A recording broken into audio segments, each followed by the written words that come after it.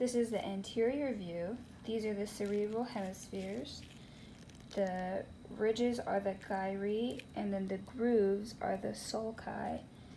This is the longitudinal fissure.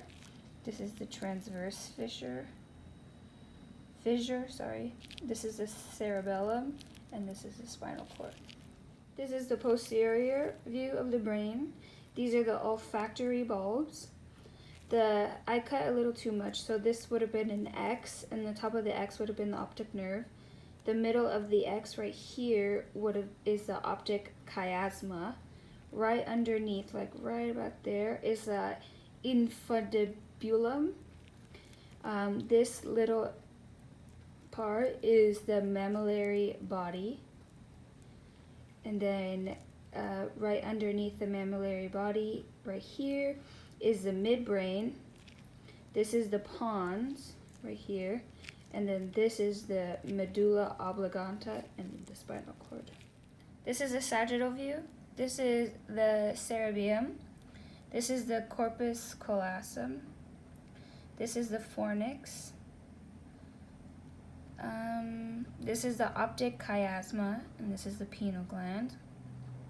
This is the superior colliculus. This is the inferior colliculus. This is the thalamus. This is the pons. This is the medulla oblongata. This is the cerebellum, right here. And then this is the arbor vitae. Here we have the cornea. And then around the cornea we have the sclera. And behind we have, right here, we have the optic nerve. So after I cut the cornea open, I seen the iris, which is the brownish black muscle right there. That's the iris.